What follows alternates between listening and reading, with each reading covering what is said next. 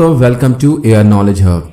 दोस्तों अर्तुरुल तुर्की TV industry का एक नया शाहकार है जिसने कमोबेश पूरी दुनिया को अपने जादू में बांध लिया है। तुर्की और मिडिल ईस्ट एशिया में इसने कई रिकॉर्ड तोड़े हैं, जबकि उससे बाहर पूरी इस्लामी दुनिया को उसने एक नया हीरो दिया है जिसकी प्रसिद्धि इससे पहले सिर्फ तुर्की की सीमाओं के अंदर तक थी। तुर्की टीवी सीरियल भारतीय दर्शकों के बीच भी बहुत चर्चित है।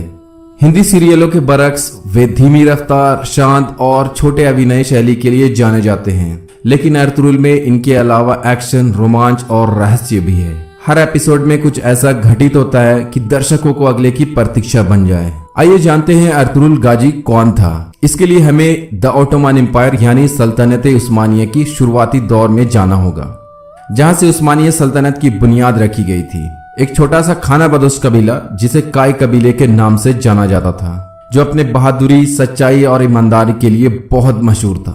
किसे पता था कि इसी खानाबदोश काय कबीले का एक छोटा सा बच्चा बड़ा होकर मजलूम लोगों की किस्मत बदल देगा, जिसे अर्तुरुल गाजी के नाम से याद किया जाता है। अर्तुरुल काय कबीले के सरदार सुलेमान शाह के घर पैदा हुआ था। इसकी माँ का नाम हैमा था। मगर अर्तुरुल की बहादुरी के किस्सों पर गौर किया जाए तो उस वक्त के सलेबियों के लिए कहर बनकर टूटा था और पहली बार इस्लामिक झंडा सलेबी किलों पर लहरा दिया।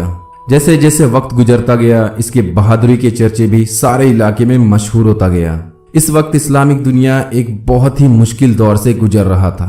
एक तरफ मंगोलों की यलगार थी तो दूसरी तरफ सलेबियों की साजिशें जड़ पकड़ रही थी।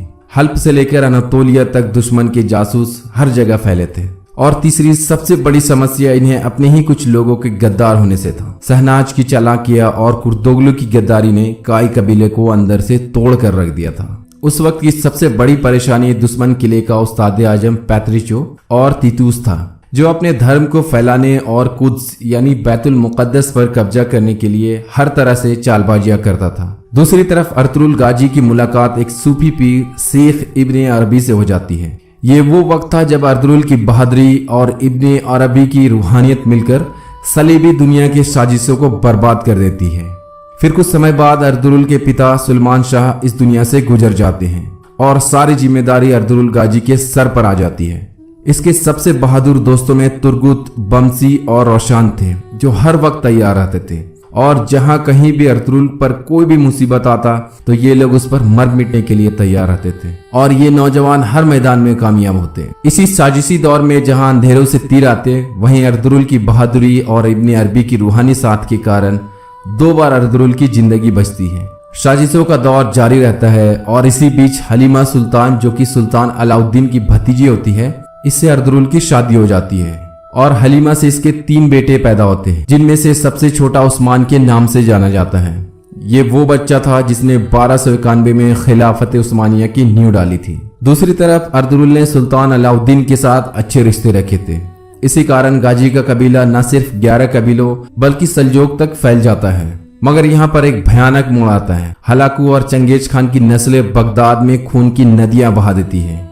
इनको रोकने के लिए भी गाजी आगे आता है, जिसमें मंगोलों के एक सरदार को हराकर अनातोलिया में तुर्क मुसलमान की हुकूमत रख दी जाती है। इसमें यह भी दिखाया गया कि कैसे सलाहुद्दीन अय्यूबी के खानदान वाले अल अजीज को अर्तुरुल गाजी सलेबियों के हाथों इस्तेमाल होने से बचाता है और दोस्ती कर लेता है। गाजी की अक्लमंदी से बिखरते हुए मुसलमानों के कबीलों और आपस की लड़ाइयों को भी खत्म करता है।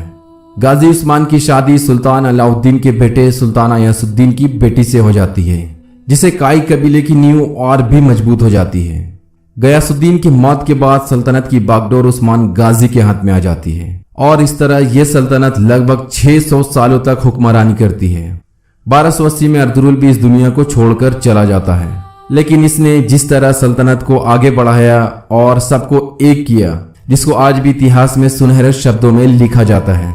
सुल्तान आउस खान की औलादे इतिहास में अपना नाम बना लेती है, जिसे आज भी द ऑटोमन एम्पायर यानी सल्तनत उस्मानिया कहा जाता है। तो दोस्तों आज के लिए बस इतना ही। हमारे इंस्टाग्राम को फॉलो करें और अगर आपने हमारे यूट्यूब चैनल को सब्सक्राइब नहीं किया तो सब्सक्राइब करें और बेल आइकन दबाएं, जिससे आपको हमारे अगले वीडियो की नोटिफिकेशन मिल सके।